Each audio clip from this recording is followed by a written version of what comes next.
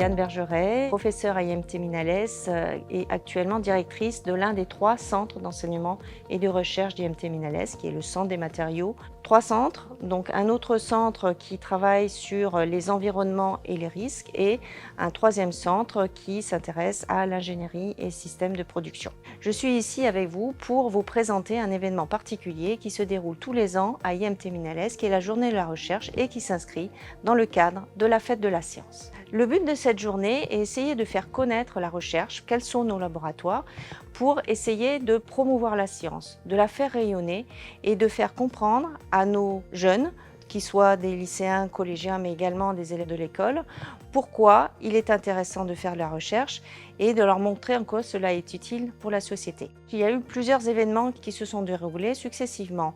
Il y a eu déjà dans un premier temps la tenue de tables rondes pour avoir un échange sur les métiers après le doctorat. Je pense que c'était aussi important de faire comprendre en quoi consiste un doctorat, qu'est-ce que c'est qu'un docteur. Donc le doctorat étant juste une période de la vie d'un doctorant de 3 ans où il a au départ un sujet avec un certain nombre de verrous scientifiques et techniques à lever, au bout duquel ces solutions, les propositions qu'il va construire vont être exposées face à un jury de spécialistes qui vont juger de la qualité de ce travail de thèse. Ça a été également l'occasion, au cours de cette journée de la recherche, de faire des visites des plateformes technologiques et scientifiques de IMT Minales. Ces plateformes sont en lien avec les différents domaines d'expertise de recherche sur lesquels nous travaillons. Nous avons par exemple une plateforme relative à la mécatronique, à l'intelligence artificielle, une plateforme relative à la gestion des risques. Également, on a montré des ateliers sur les conceptions à partir de matériaux en fin de vie, une plateforme pour l'analyse de la qualité de l'air, une plateforme également qui vont regarder l'infiniment petit avec des techniques de caractérisation et une plateforme également sur le génie civil. L'exercice phare de cette journée a été le flash thèse, pendant lequel les doctorants d'IMT Minales avaient 179 secondes pour exposer leurs travaux de thèse à un public diversifié de tous âges. Pourquoi les fibres végétales? Parce qu'en fait, on est conscient qu'elles ont plein d'intérêts. Elles sont légères, peu chères, c'est des matériaux écologiques. Et si je reprends l'exemple du lin, une tige qui fait à peu près 1 mètre de haut. Ça s'est plutôt bien passé. Après, c'est toujours stressant. Ça fait du bien de le faire et de voir qu'il y a de l'intérêt. Cette année, ce qui m'a marqué, c'est le niveau des gens. Il y a des très bonnes présentations. Je trouve que c'est un exercice qui, j'espère, aura un bon retour aussi parce que, en tout cas, moi, en tant que spectateur, j'ai trouvé ça vraiment super intéressant, même dans des thématiques que je ne connaissais pas du tout. C'est important, notamment quand on va faire un doctorat, de pouvoir communiquer sur ses recherches parce qu'en fait, on ne les fait pas que pour le monde de la recherche. Ça fait partie aussi de nos missions du doctorat. Dans la vie, il y a 2 types de personnes.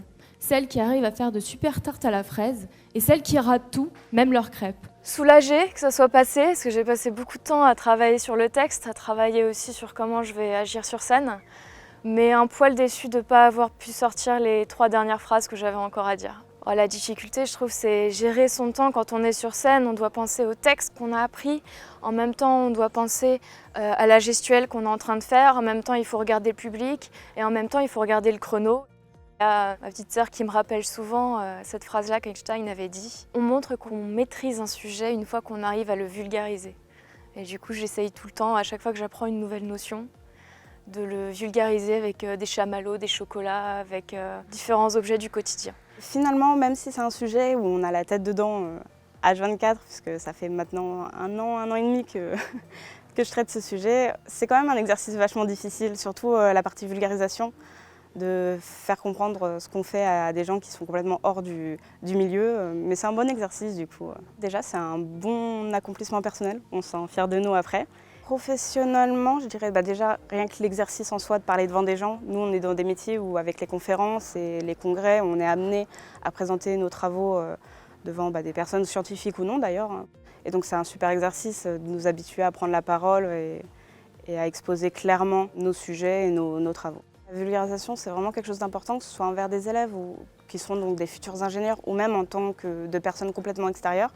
Car c'est une façon de rendre accessible la science et pas que les gens se disent « Ah mais vous faites des trucs compliqués qui servent à rien ». C'est vraiment de montrer à quoi ça sert, dégager le message principal de ce qu'on fait et de l'utilité que ça pourrait avoir. Oups, ça déborde. Cette phrase, vous pouvez l'entendre au Starbucks, dans la bouche du plombier ou en cuisine. Par contre, lorsqu'on l'entend vis-à-vis d'une abdo souterraine au sein d'un site nucléaire, c'est tout de suite moins rassurant. S'amuser à faire cet exercice de vulgarisation permet de soi-même comprendre mieux ce qu'on fait. Parce que si on arrive à simplifier, c'est qu'on a bien compris.